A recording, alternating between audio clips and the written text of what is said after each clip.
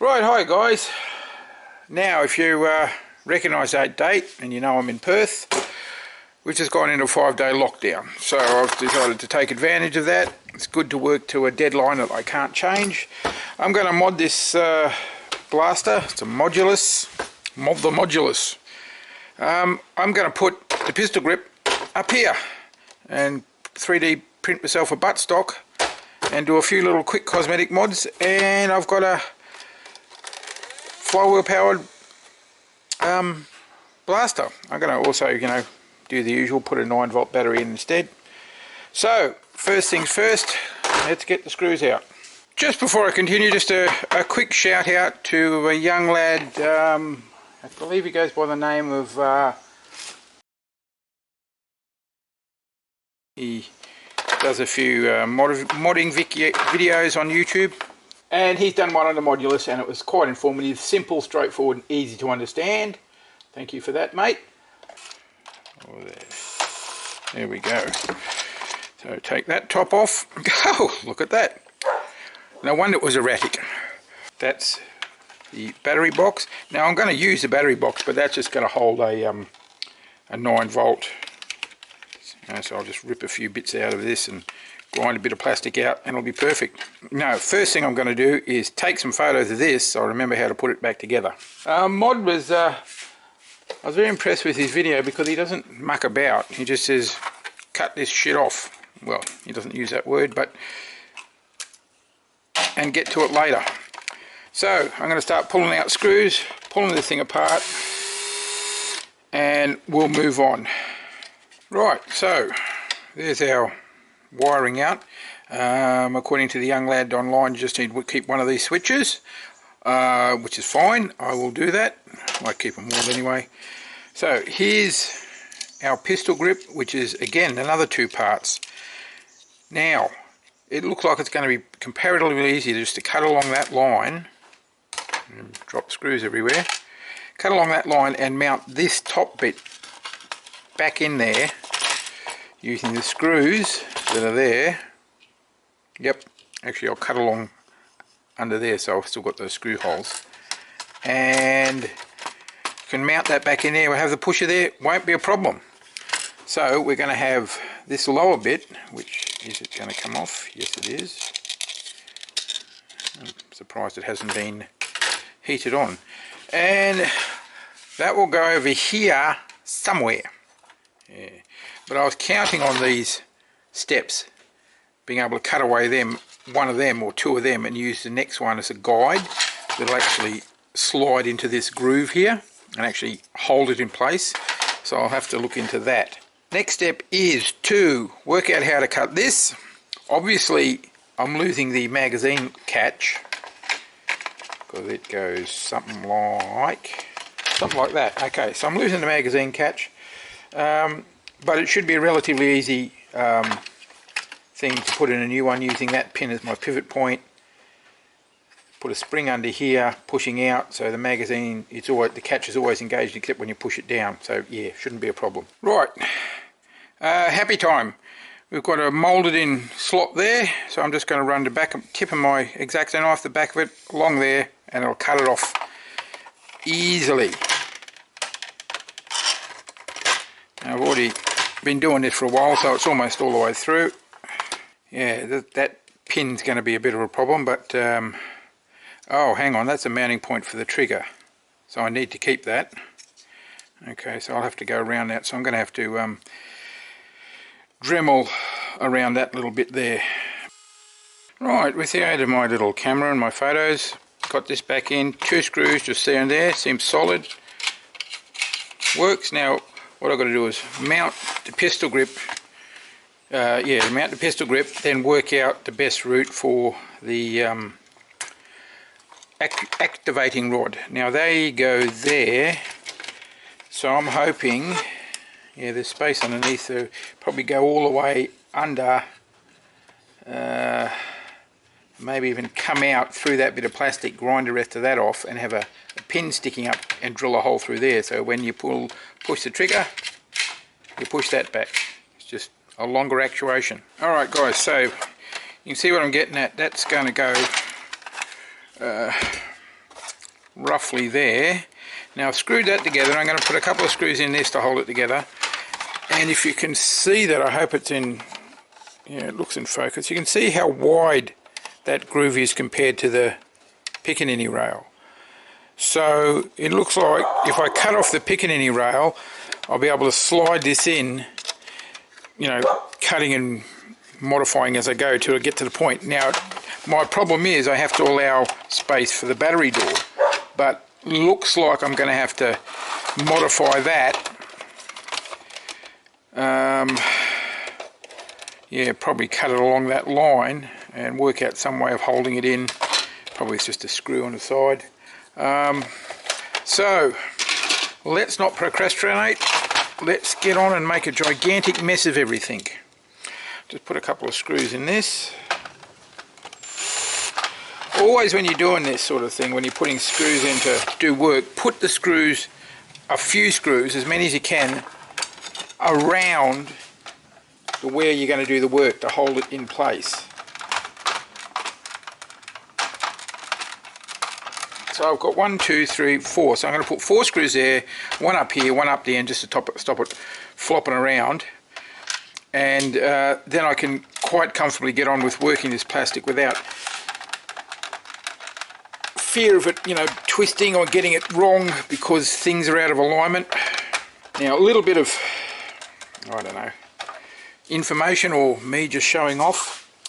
Apparently bullpups, their only advantage is the fact that you get a longer barrel and a shorter rifle. Everything else about them is more expensive. Manufacturer, design, maintenance, even transportation with the boxes they got to come in apparently. So just a little pointless fact for you there. Right, so nice and tight, nice and tight. Now I'm going to get on and I'm just going to, the way I'm planning to do this is the outside of those, sorry, the inside of those is just touching the outside of that. So what I think I'll do is I'll just cut off the pickaninny rail and grind down the plastic until this shelf here is showing.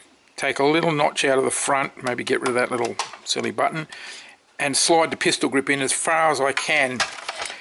Before I cut this, I'm just going to mark where I want to go to, so I'm going to be cutting down here on both sides. So, charge!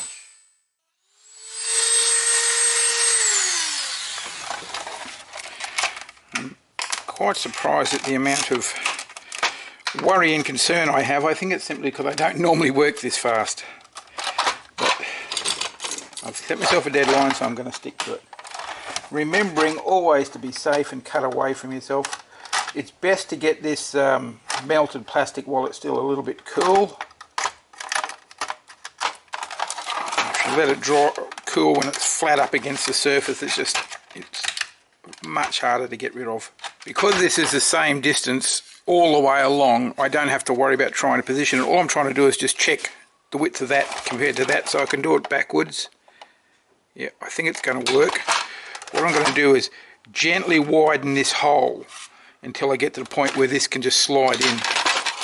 Right guys, through the magic of doing stuff while you're not watching, I've cut out a slot all the way along on both sides, and even this little wall that slopes up here had to get cut out, and that's basically it. So that goes in there like that.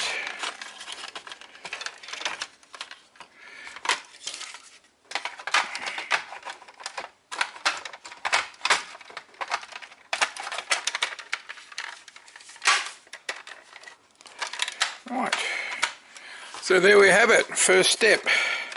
Pretty good. Okay, I can see straight away the front housing of the trigger holder. I'm going to have to trim and clean that up. Shouldn't be a great deal of problems. All I've got to do is work out the lengths for the buttstock, and the buttstock's going to be pretty simple, just a 3D printed piece fitting in there with enough room for the magazine catch to be activated. And the next stage is to get the trigger movement activating the pusher, because once that's done, that's basically it. This bit here I'm torn between cutting it off or remounting this, because in its configuration as a bullpup, you could probably put a sight there, which would probably be just about in the right place for you to, that would act as a cheek rest and you got your sight. So I'll have to see, I'll leave that to last. Wherever this is located is gonna, like there, so what I want to do is make sure it stays like there, so I'm going to put a little mark either side of that, so I know that's my locating point. Now this is where all the okay, so I've got an issue right there with that screw.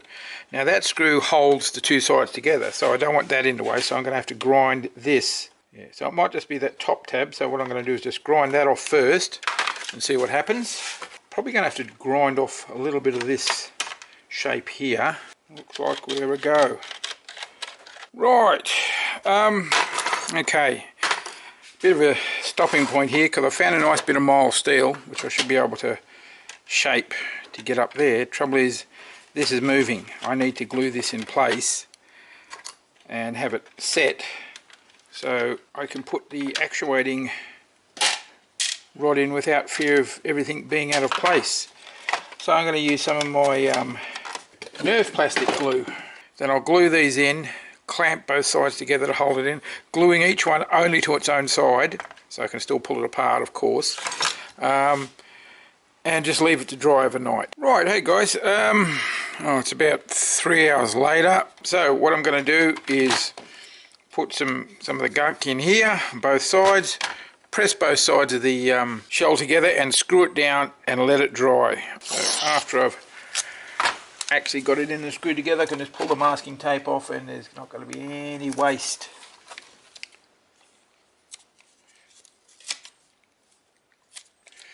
Well, not waste, but any mess.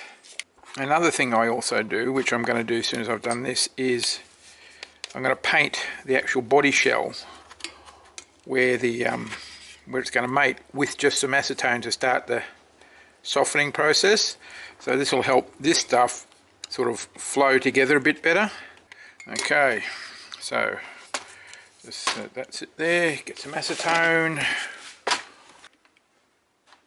And be careful with this sort of stuff if you're going to use it, guys. You know, you don't want to be splashing it on yourself, getting it on your skin. Any chemical, really. Okay, so I've still got my little pen mark there. Just make sure it's mating in. Yep, good. Get this one to mate in. And there we go. While that is drying, my next step, of course, is I have to deal with a buttstop. Work out what's going to fit in there, including leaving something for the magazine catch. So all I really need is a couple of distance measurements, which is 89. So that's 89 to that corner. Yep, to that corner there.